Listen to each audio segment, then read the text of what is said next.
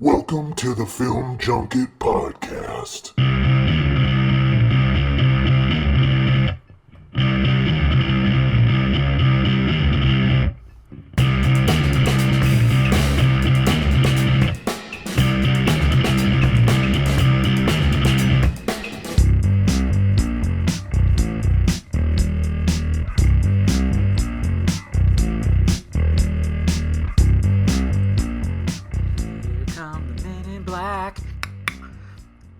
Galaxy Defenders. Oh.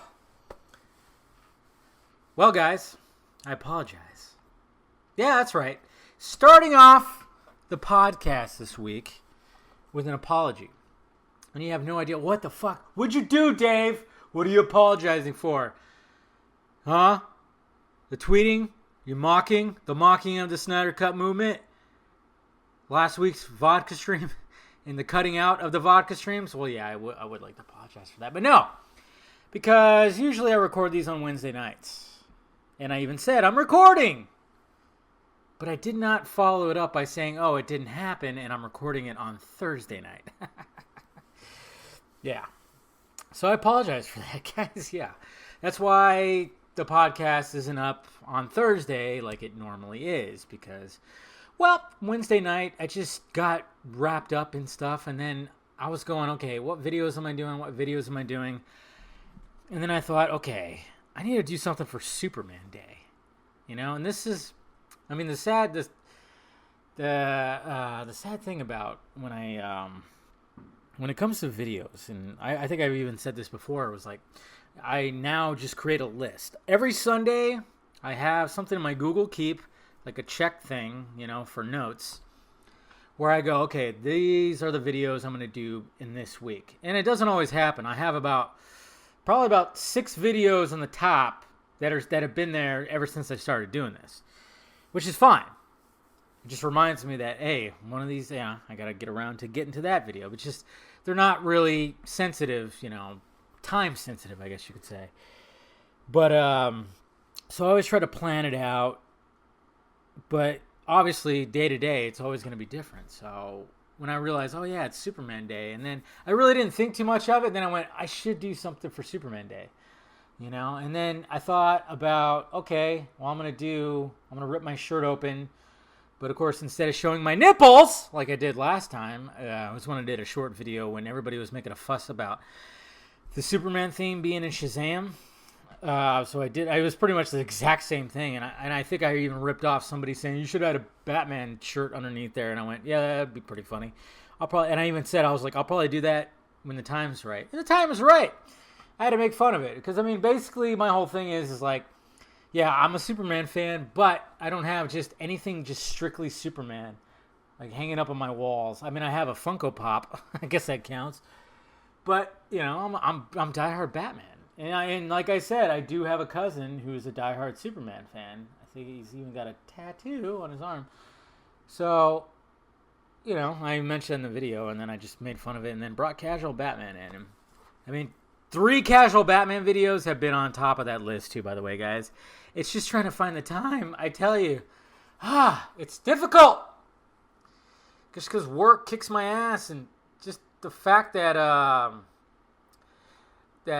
when it comes to work, man, it's just a full day, man. I mean, I wake up at 5 o'clock every day. Not every day, well, obviously weekdays. I go to work, you know, there's a bit of a commute. It's not too bad in the morning, but, you know, I get off at 3, and I'm usually home. On a good day, I could be home by 3:45. But I just can't just go, okay, let's go, let's do it, you know? Especially after a day of just what I've been doing, just clicking, and, you know, it probably would be easier if I wasn't staring at a screen all day at work. That's the thing. I need a break from screens. And it's difficult. So it's like I stare at a screen all day for 8 hours at work, and then I come home, do the same thing. Clickety, clickety, clickety, la, la, la, la, la. I don't even understand how I'm surviving this long in an office job. I never thought I could. So I was a cable guy for 7 years. And I miss it. I definitely do miss it. And I've said with my last job, I was like half in the field and, you know, doing survey stuff, and then half in the office. drawing up things, And I wish I could do that here, but sadly it's 100% here. And with new projects, I'm so swamped, and I get so just, so it's difficult. It is difficult, guys. And I've had Casual Batman videos in my brain, and it's just trying to find the time, because it takes time. It takes time, and it takes a lot of energy. Because I got to put the eye makeup on, got to get that mask on. I got to plan where, especially one video, it's not like I'm just going to shoot in front of my green screen. I got to shoot probably in my room where it's more spacious with something. And then just do it. And it takes a lot, man, because wearing that mask and doing a video like that, and then I plan on doing another video on top of it just to do the two birds with one stone kind of thing, and then a third video, a short video that I've had in mind as well with Casual Batman. And it's just like, oh man, you're talking about over a half hour, maybe an hour in that mask. And I'm so glad I have central air now, because I've lived in many spots that just have the wall units. Now I have central air, but summer's finally here. The past 2 days have 3 days have exceeded 100 degrees, man. Took a bit, but yeah, summer's finally here in Cali, so that even makes it worse. Like, I live on the second story, and heat rises. I got home, I don't know if it was yesterday. No, it was the day before yesterday. I got home, 91 degrees in my house, in my place, in my apartment. 91 degrees. And the central air is good, but it took a little bit to just get it below 80. It took almost 2 hours just to get it below 80 in here. I was like, God damn. So to wear that mask and everything, it gets hot. So it takes some dedication, like a half a day, or not even half a day. It just takes an evening to just dedicate myself to do all of that. But I mean, it would be a half a day if I wanted to get one of those videos up. Hell, it could take a full day of prep. By the way, guys, I'm also, of course, drinking my wine. But it's not a Pinot Noir this time. It's not. That's right. I got a Cabernet. I went for a Cabernet this time. It's not as dry as a Pinot Noir. A little more flavor to it. But yeah, I changed it up, finally. So, there's that. But yeah, I saw Men in Black International. I posted my first reaction review. You guys knew it was going to be a shit sandwich. Come on.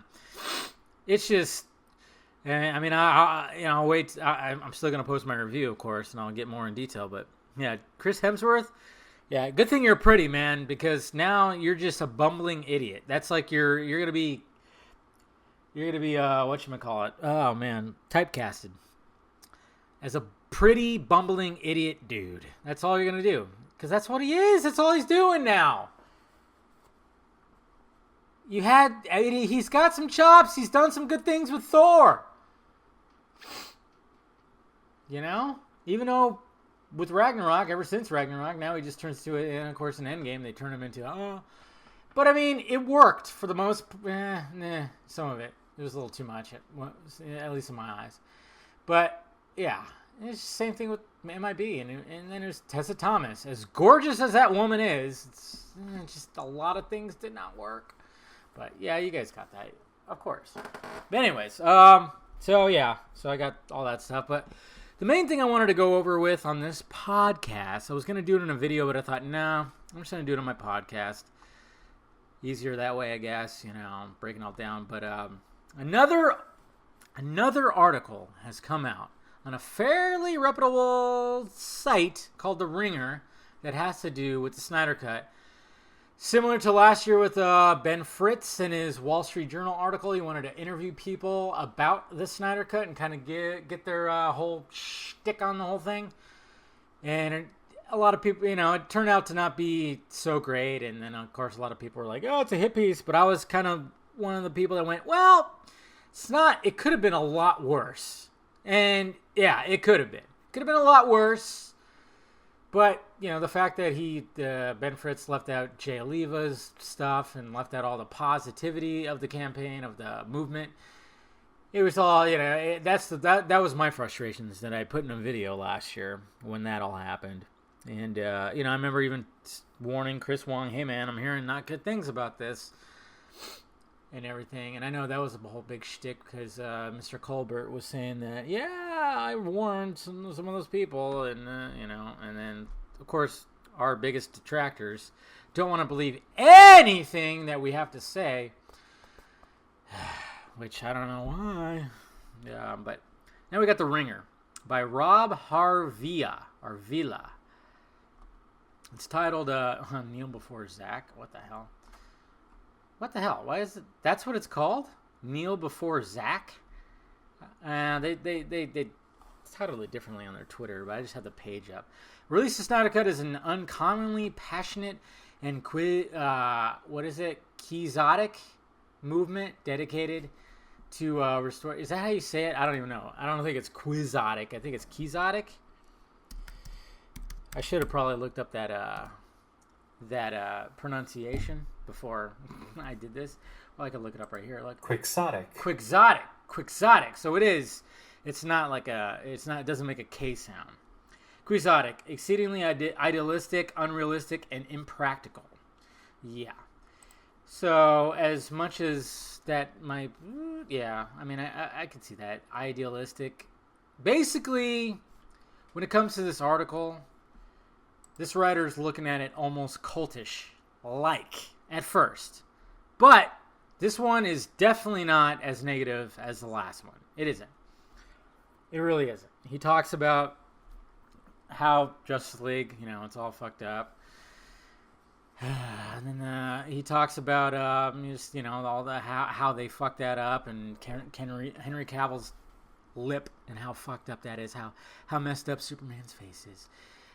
DCEU loyalists, this was but one more absurd indignity among thousands. Superman's triumphant appearance qualifies as a spoiler, blah, blah, blah, blah, blah. This story releases of Snyder Cut, the most bizarre, sustained fan campaign in modern superhero movie history. Arbitrary and fearsomely dedicated, fascinating and bewildering, possibly hopeless, and legitimately, I struggle with that word, legitimately. Man, I don't know what it is with that word, but I struggle with that word. I've only had, this is my first class, by the way. I swear. It is led by people who wish to see it. Blah, blah, blah, blah, blah. He talks about change.org and Mr. Mata, who's a piece of shit. We all knew that. Yeah, and then of course he goes on. He wasn't a fan of Man of Steel and BVS, obviously. He even calls 300 like the broheme. Yeah, these guys are all the same. I'm willing to bet that this guy is overweight, a little soft, maybe, probably, because they. It's just funny. It's like, okay, 300 was a movie about 300, about the graphic novel. Of course, it's not historically accurate, full on. But the fact of the matter is, it was a bunch of dudes, ripped dudes, fighting way back when in nothing but capes and fucking chonies. And when everybody's always commenting about, oh yeah, fucking look at Snyder and his rape fantasies and fucking, male gazing. It's like, well, he did a whole movie where it was, I know I am friends with women who didn't really like the movie, but they really enjoyed Gerard Butler's fucking abs and pecs and his entire body. So fuck off. Jesus Christ. This fucking gazing bullshit. Jesus, back and forth. Just let people find the opposite sex attractive. It's fine. But yet, it's sleazy when guys do it. But when women do it, well, sometimes they don't even announce it, like there. The 300 is just all about dudes, man, fucking bros. Yeah, let's go get in a fight. I'm sure they're out there, but Jesus Christ. Yeah, when it comes to this article. Right here, this is where it really starts getting to the nitty-gritty. It says, in March 2017, Snyder's 20-year-old daughter, Autumn Snyder, died by suicide, prompting Zack to leave Justice League late in the movie's production. I decided, blah, blah, blah, blah, blah. He said all that. Yeah, we all know that, even though he didn't want to leave. And then he even has a little quote right here that says, Snyder, after screening a rough cut of Justice League for fellow filmmakers and friends, wanted to add additional scenes to, this is a quote from that article, and then he brought in Whedon. Bullshit. That's bullshit. Yeah. He didn't want to bring Whedon in. He didn't bring in Whedon. Whedon was already brought in to punch up the script. They just looked to him to, hey, can you do something with this? Yeah, fuck off with that. Let's see. And then it goes distinctly Whedon-esque quipness, Itchy quips Superman, and then, of course, Flash. Meanwhile, Ockley rambles on about brunch. Yeah, that's stupid. And then he talks about the box office and everything. And here's a quote from Mr. Chris Wong Swenson. He got interviewed. He said, "I was actually happy with Justice League at first." You're 36, Chris? Man, you're older than me. That makes me feel so much better. Sorry. You don't look it, but hopefully I don't look it either. And I was like, oh, okay, well, they kind of made a cartoony live-action cartoon film with Justice League. And a lot of my friends actually enjoyed it because they had those elements, aside from what happened to Henry Cavill's face, which was glaringly obvious. Yeah, I was like that too. The second time I watched it, and I even did like a reaction, I said, yeah, just look at it as that. Not connected to BVS or Man of Steel.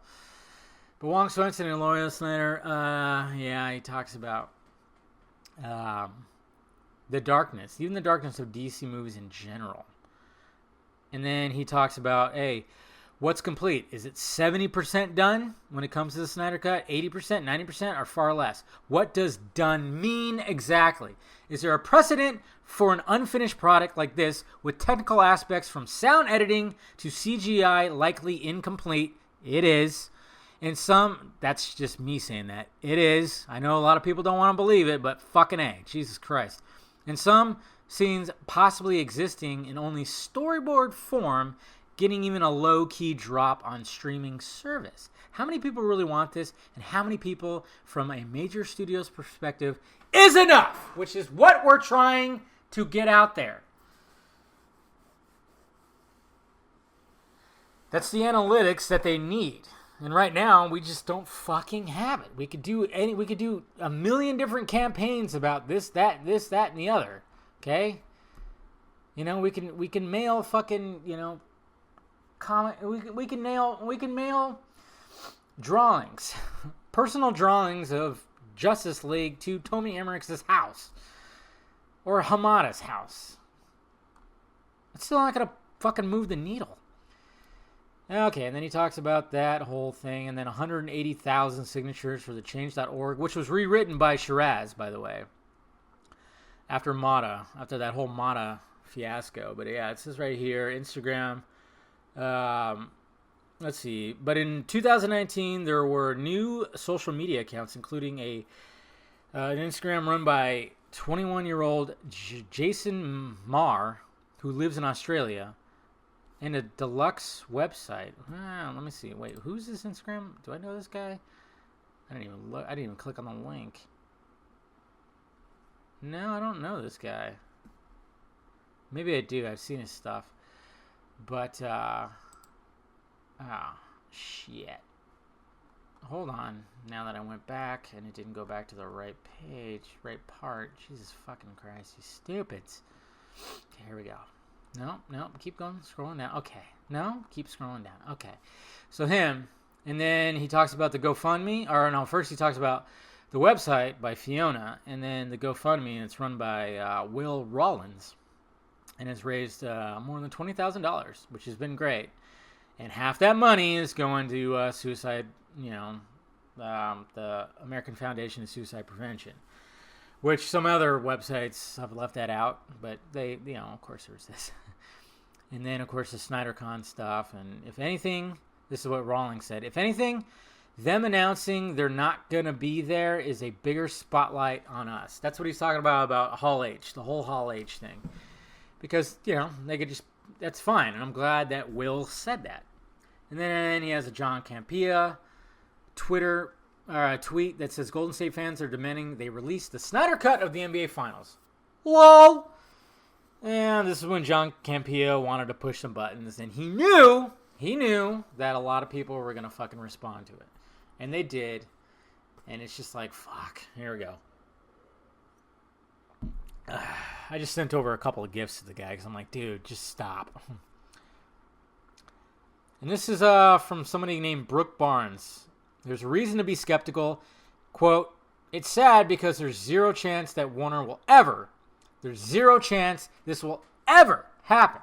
And part of that, the reason involves money, and part of the reason involves ego. He's a Hollywood reporter from the New York Times. It's a very well-meaning effort that, sadly, I hope people haven't contributed a whole lot of their rent money to. Well, hopefully not either. I mean, guys, you could support the Snyder Cut, but be careful with your money. That's all this guy's saying. I've donated, but it's not like I'm going to donate a ton. But if you have money to spare, donate it. Because you could write it off at the end of the year. Well, it's true, but I'm just saying, if you don't have the money, don't just fork over a bunch of money. Like, I get it, guys. And I already know that some fucking asshole douche nozzles out there are going to go, hey, did you hear him? He said that to not donate money. You listen, Mr. Wes Ashley? It's not what I'm saying. Don't spin my fucking words, please. I'm just saying, if you don't have it, don't donate it. And I think even Mr. Rawlings would agree with that as well. And I don't think that's the case, though. I really don't think. I mean, there's some guys that have donated like thousands of dollars. They come from the Middle East. They probably come from fucking, they got some money. They probably do. So, that's fine. But just, you know, if you're financially not secure there to have this expendable cash, then just, you know, pay your rent. Yeah, and then it goes, the financial aspect is easy to grasp. It would likely take tens of millions of dollars to finish the Snyder Cut, even in its most idealized current form. Snyder himself, who declined to an interview, and has long since been working on other projects, blah, blah, blah, Army of Dead, I always want to say Darkness, and then Fountainhead. But Warner's, which did not respond to interview requests, has other factors to consider. The ego kind of comes in where, like, no studio will ever put itself in a position of looking like they made the wrong decision. This is coming from Barnes. Let's just say it was finished. They put it out. Everyone loves it, which is probably what would fucking happen. Oh my God, this should have been the movie. That puts jobs at risk at the high level, right? And so right there, it's not happening. Yeah. Which, of course, we don't give a flying fuck about those guys who made the decision to fuck up this movie. We don't give a flying fuck what those guys had to say. Emmerich, Sujihara, yeah, we don't give a fuck. About any, yeah, Johns, yeah, we don't give a fuck. But the thing is, though, those are high-level guys. They have the egos. They're going to want to be like, hey, sweep this under the rug. Of course, they can't. And then here's Shiraz talking about his stuff. Is it happening in the next 2-3 years? Man, Shiraz is only 25. Man, okay, between Wong making me feel young and then Shiraz making me feel old. Jesus. But yeah, comic book debate. No, maybe in 5-10 years, maybe. I'm optimistic. History can repeat itself. Richard Donner, Superman 2. He got fired midway through the movie itself. It took him 30 years, but in 30 years, he got his director's cut. And I know there's some people out there that are going, what the fuck, man? No, you're wrong. Yeah, that's not what he's saying. He's just comparing it. He's just saying, and this is the shit I've been saying too, who knows how long it's going to take? Nobody fucking knows. It could take a decade. We could be in the long haul here, guys, and I've said that. But these fucking dim-witted dumb shits spin my words and say, oh, yeah, see, he's saying it's coming out. Yeah, don't fucking lose hope, man. It's not going to come out for another decade. It's like, no, you're just, with people saying that, hey, why are you trying to fucking fuck up these people's narrative? I'm like, no, I'm just giving out the information and just giving out my opinion. You guys are trying to keep a narrative. I'm not trying to keep a narrative. I'm just keeping with the information I receive and my opinions. That's all it is. Sorry. If you don't like it, then fucking unsubscribe, unfollow, and just stop listening to me. You have that choice to do it. Isn't that great? But that's not enough for some people. They gotta they gotta just go after you. It took 26 years, actually, for Superman 2. And this is more of what Shiraz has to say. He said, I don't think tomorrow Warner Brothers is saying, hey, you guys, here's the Snyder Cut. It's going to be a long game. Hey, guess what, guys? Shiraz is a smart man.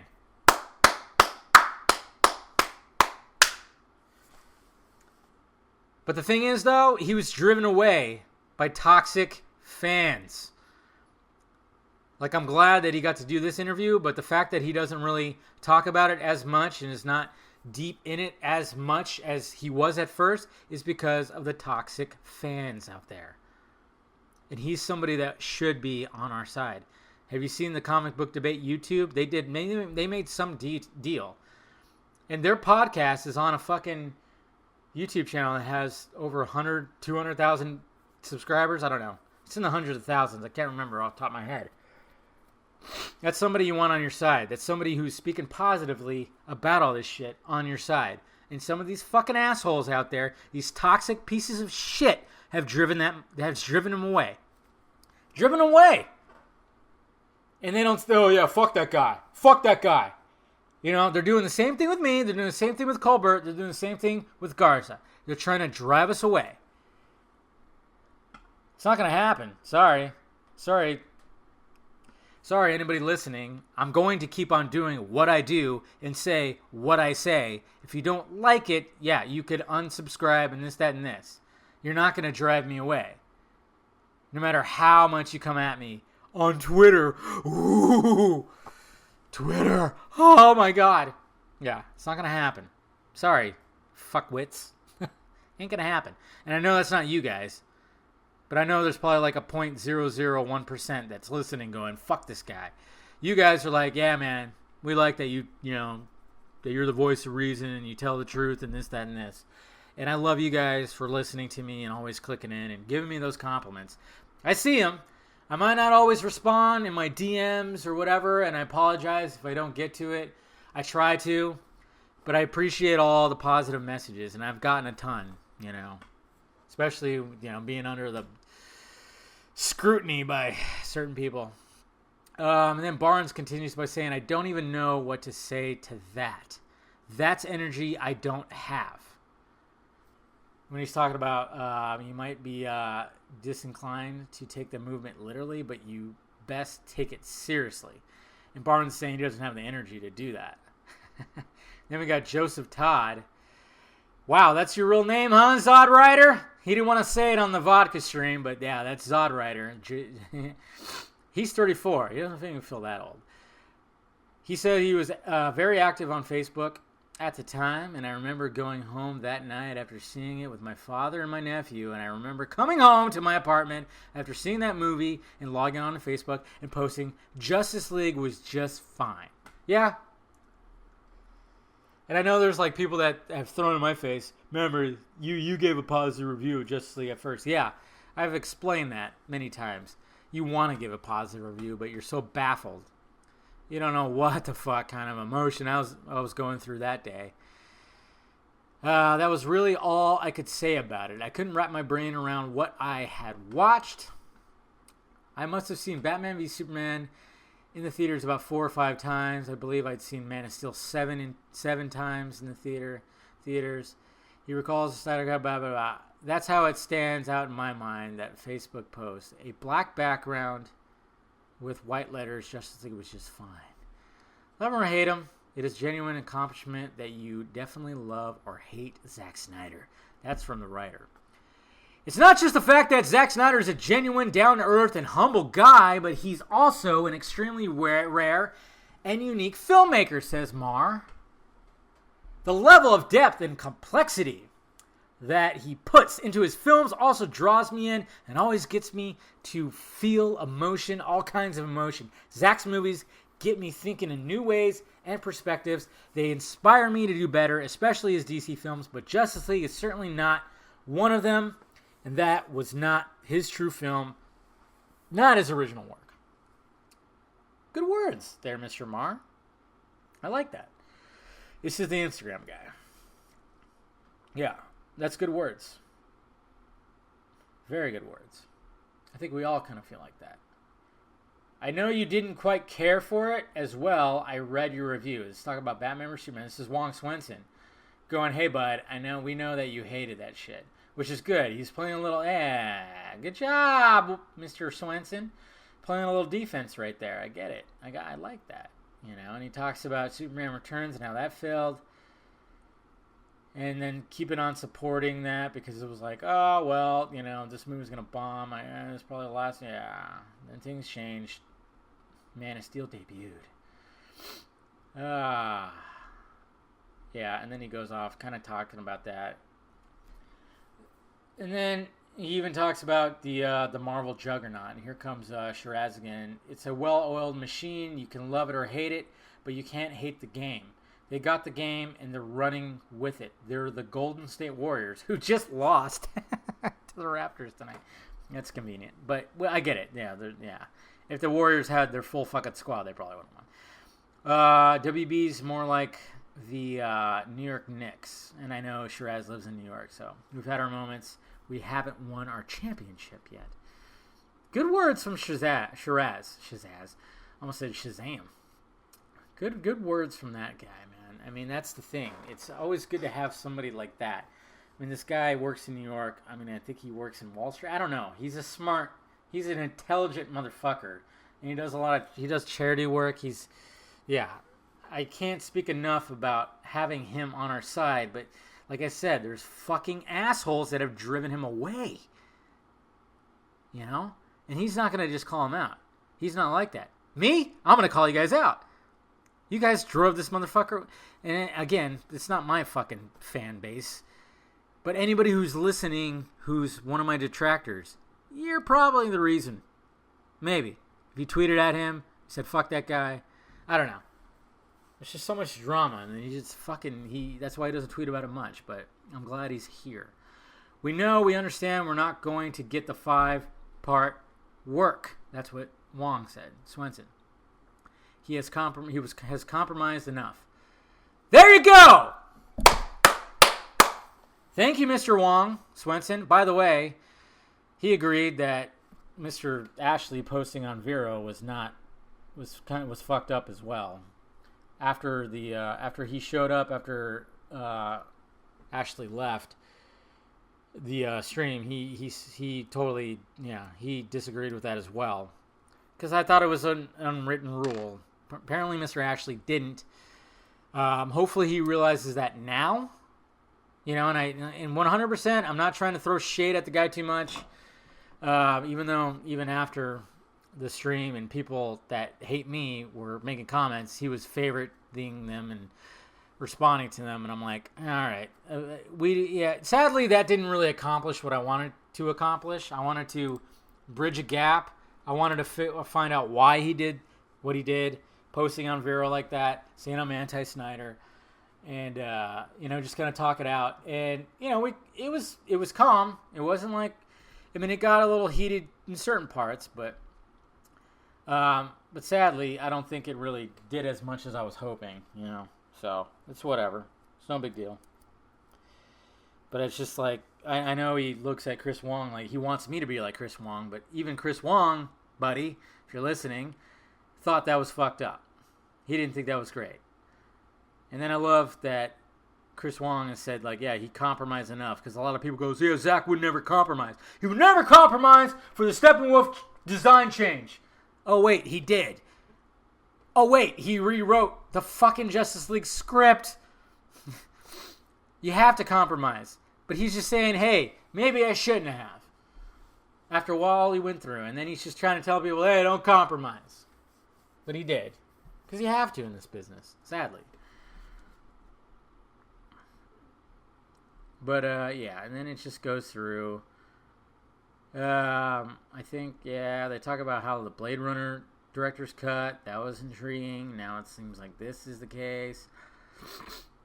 He talks about Roberto Mata. Here's Wong Swinson saying, we've got a movie here that's, from what people are saying, 80 to 90% complete. That's money on the table. They're leaving money on the table. And in sales, you never leave money on the table. I'm glad that Wong is saying that it's not complete, unlike some other people. I mean, I've said it many times. Fiona, the Queen, that everybody's like, oh my God, the Queen. She said 80% last summer. She said that. She said she heard that from Zach. I don't know how much Zach has worked on it when it comes to the VFX side.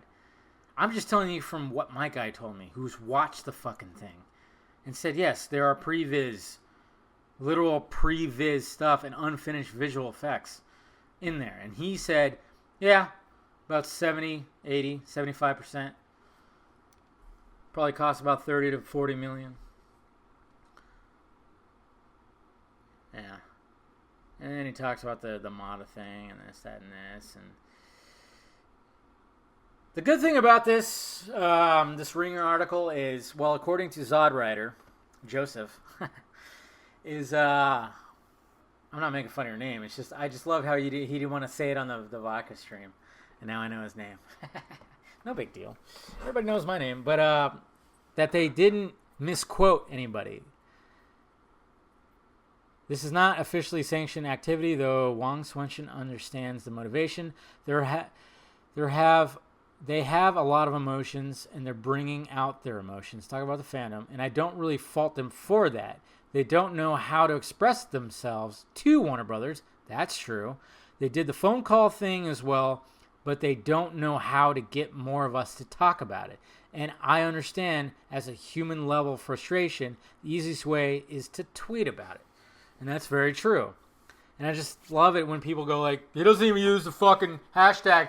Why don't you use the hashtag, bro? I'm like, because I know a hashtag is not going to work that much. I have used a hashtag. I've used it on my Instagram.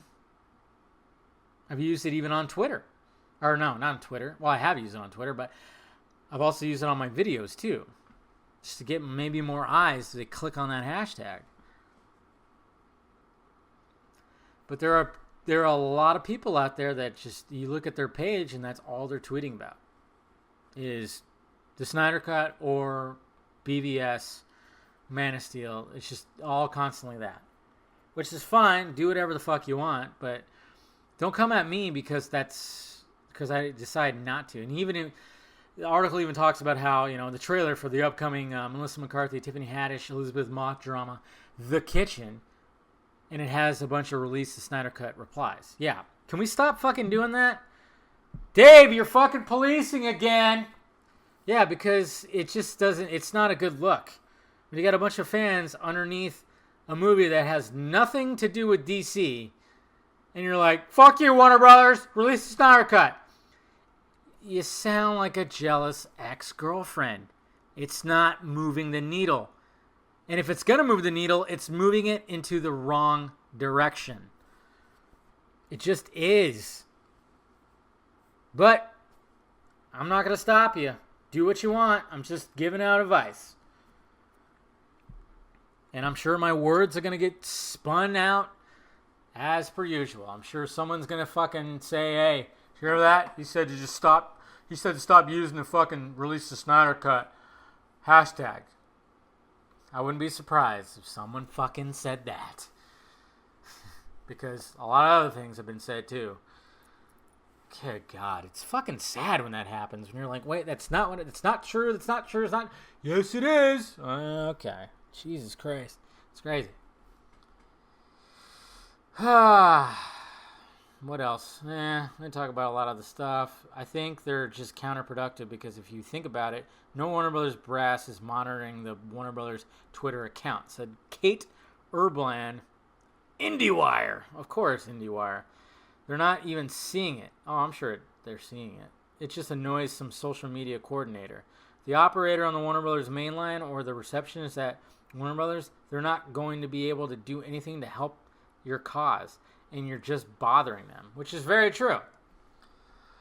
Like, when it was coordinated, sure, that was cool, because then it went from, like I said before, the call-in campaign, it went from, we don't know what you're talking about, to, hey, we haven't heard anything, we get it, cool.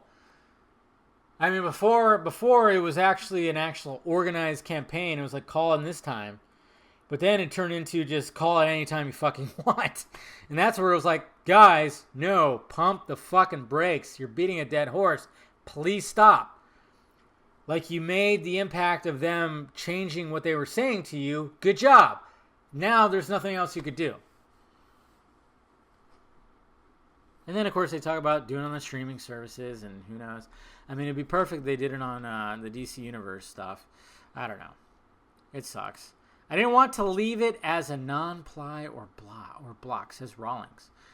Tells me of one of the recent extended spat because the user had nearly 500 followers, which is a Fortunately, because this is the internet, Rawlings also occasionally finds himself arguing with people on Twitter more inclined to mock his mission than even attempt to understand it.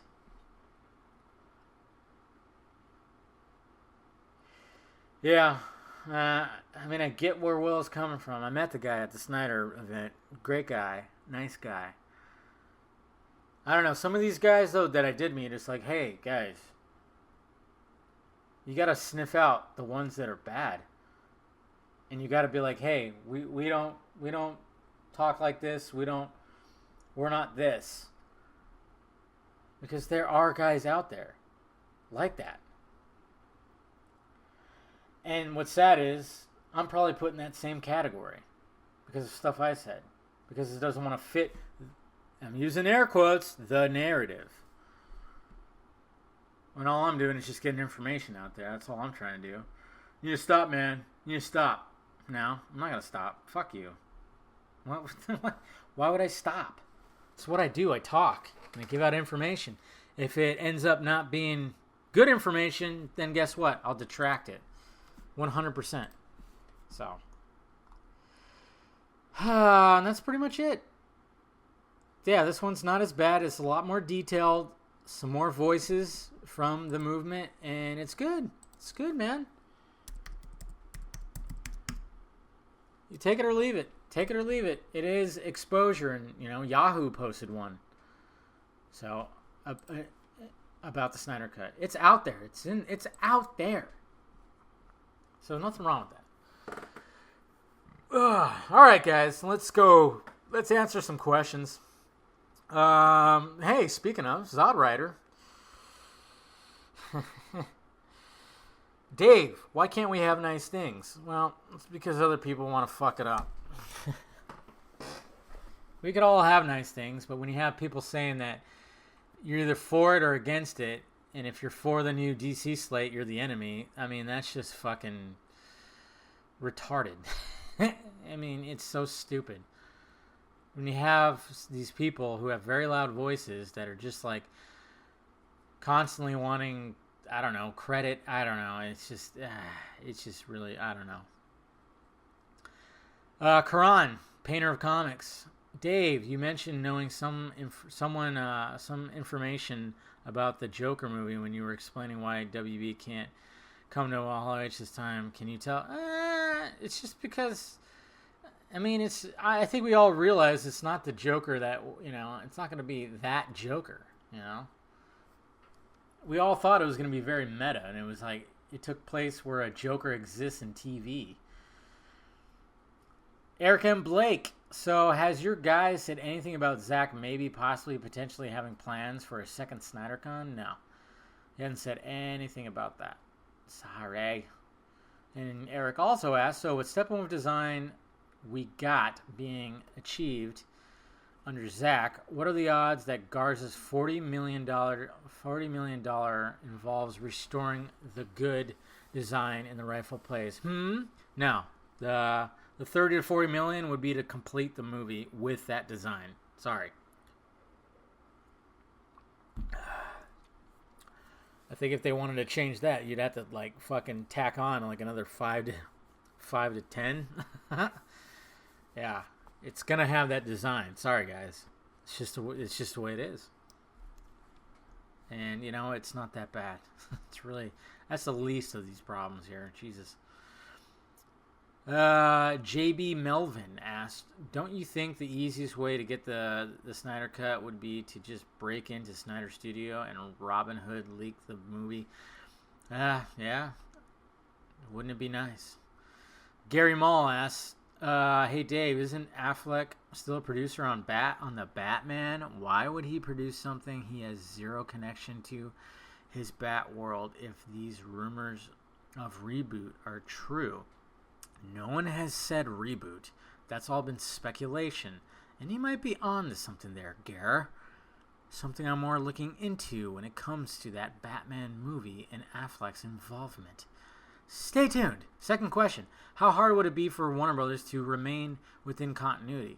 If these rumors are true, why would they actively try to reboot Superman and have two separate universes? Do they just hate their original fans that much? Well, first off, when it comes to original fans, remember, we're not that big. We're small. We're very, very small. We're not huge. We're not in the millions and millions and millions and tens of millions. It's not like Game of Thrones or some shit like that. They're just focusing on the solo movies. They're not trying to connect the universes. Stop trying to connect the universe. That's all. If you want connected universes, go over to Disney. That fucking studio you hate so much? Yeah, if you want connected universe, go over there. Brad is all in. Brad Curran. Do you think we'll ever hear Joss Whedon break his silence on reshoots or talk about Snyder Cut movie? Yeah, maybe eventually. Also, still planning on your secret thing at SDCC? Yeah, still working it out. See what happens. It's not going to be anything like too crazy. I don't know. We'll see what happens with it. I have my reservations about it, but I don't know. We'll see. We'll see what's going on. We still got a month. Matt McGo77. I would love a conference where the Avengers cast and the Justice League cast just talk about their honest experiences with Whedon. That'd be something. I don't think they would ever do that. That'd be sweet, though. That would be awesome. And then, of course, Mr. John Aaron Garza. Saved yours for last. Would you be willing to join our podcast for our 50th episode on The Real in Motion? Absolutely, motherfucker. You've been on my vodka stream a couple times, even though the one on Saturday cut out because I guess it can't handle three brilliant minds. Jeez. Yeah, definitely will. So, 100%. Just let me know when, motherfucker. I'll talk to you. Anyways, guys, I'm going to wrap it up now. Appreciate listening. Hey, look. Okay, to wrap this up, I appreciate all the positive feedback, even from the debate vodka stream, which is why I wanted to do a follow-up one. I planned on going out that night, and my plans fell through, so I was like, I want to do another vodka stream and just be positive stuff. I appreciate Mr. Wes Ashley coming on and actually doing it because it didn't seem like he was going to. There was a lot of back and forth, and didn't appreciate him saying that I'm waiting here. He's hiding, and I'm like, no, I'm not. I don't appreciate that kind of stuff. It's just weird. The puffing of the chest it just gets annoying. But I appreciate him coming on and talking it out. Like I said, it was enlightening. The reason why I wanted on was I wanted to know why he posted on Vero saying that was anti-Snyder. And I got my answer. It's just because of Garza and I saying that, well, okay, Billboard, yeah, cool, but what is that going to do about this over here? We're trying to focus on the numbers and analytics over here. He took it as anti-Snyder or anything, and then, of course, anything that goes against positivity, I shouldn't say, which is bullshit. You're not going to silence me. I'm sorry. But when it comes to everything, it's like, hey, I'm just trying to get information out there. Everybody's trying to get information out there. If you want to keep on using hashtag release Snyder Cut, by all means, keep doing it. Okay? I don't think anything that Warner Brothers posts when it comes to trailers for other movies that you should just be underneath it, bitching at them. That's not moving the needle forward. That's moving it backwards. The toxic fandom out there who constantly goes on fucking meltdowns on their Twitter, they need to fucking relax. But of course, there's nothing I can really do about that. Saying that you cannot be for the new DC movies, that means you're the enemy of the Snyder Cut movement. Fuck you. You're fucking retarded for thinking that. That makes zero sense. And no, most of the people are not like that. So you're alone in that. You with like 6 other people that stand around a fire and like hold your arms out and look up. That's very cultish thinking. You don't want to be called a Snyder cultist. Don't say shit like that. Don't try to control people's fucking thoughts or what they have to say.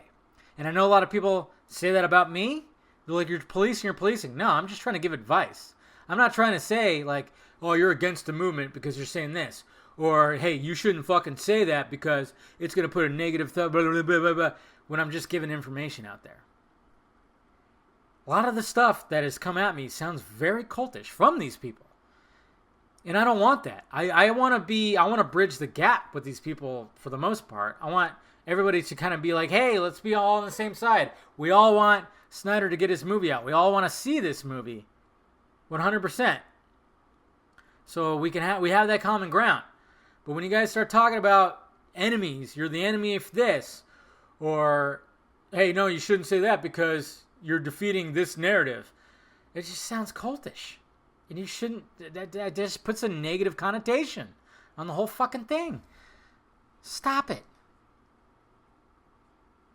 And I know from, I guess me and then people on my side, yeah, we've mocked. And I know it's not always classy, but at the same time, it's just kind of just poking fun at some of the fucking ridiculousness that has happened. I mean, I do that with fandom altogether. All fandoms. I'm like, I mock the ridiculousness of it. Okay? And that's just me. It's always been me. And what you gonna do? Anyways. Alright, guys. I love you. Follow me on the sock meds down there. Twitter, Facebook, Instagram. DM me if you want to. I have them open. I don't always respond, but I try to. And then Patreon if you want to help out the pirate ship. And then, of course, shirts down below. Alright, guys? I'll talk to you later.